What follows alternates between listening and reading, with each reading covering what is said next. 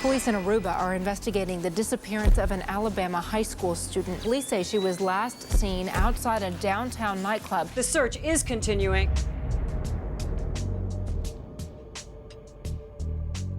In the summer of 2005, Natalee Holloway's name was everywhere. What happened to Natalee Holloway? But the 17-year-old herself was nowhere to be found. Where she went and what happened to her has been a mystery that has haunted her family, friends, and investigators for years. The search for Natalee stretched across the island of Aruba. Back in May 2005, a straight-A student, Natalee celebrated graduating from high school with a class trip to Aruba.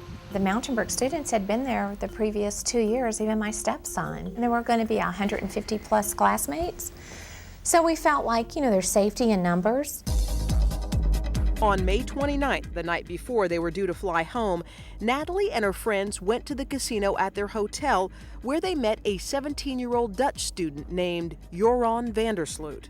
I just remember seeing him and wondering what he was doing, hanging out with my friends. He just looked like an average, normal high school guy. Later that night, van der Sloot joined them at the popular night spot Carlos and Charlie's. At the end of the evening, Natalee was seen getting into a car with van der Sloot and his two friends, brothers Deepak and Satish Kalpo. It was the last time her friends ever saw her. Less than 12 hours after her daughter was reported missing, Natalee's mother, Beth Holloway Twitty, was in Aruba. I'm not leaving Aruba without her. Van der Sloot initially told authorities that he and his two friends had dropped Natalee off at her hotel. I viewed the video footage of the interior of the Holiday Inn lobby, of how the tourists can enter the lobby. Natalee never entered the lobby. Van der Sloot then claimed he'd left Natalee on the beach, not at the Holiday Inn. On June 9th, he and his friends, brothers Deepak and Satish Kalpo, were arrested on suspicion of being involved in Natalee's disappearance. While investigators tried to build a case against the young men, a massive search was underway in Aruba. It is now that I ask the world to help me. A search that would ultimately prove fruitless. In September 2005, 3 months after they were arrested, van der Sloot and the Kalpo brothers were released. She has been gone for 97 days.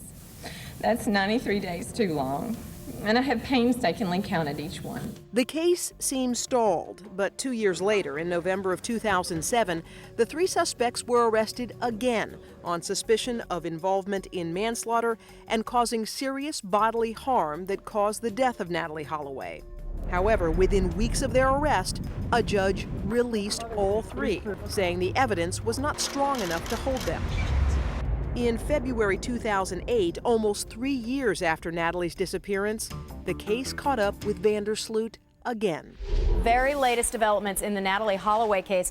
Prosecutors in Aruba have released a statement today about a video brought to their attention by a Dutch crime reporter. He told him that Natalee Holloway died suddenly while they were kissing on the beach and that a friend with a boat threw her body into the sea. Van der Sloot now says he was lying when he made the comment.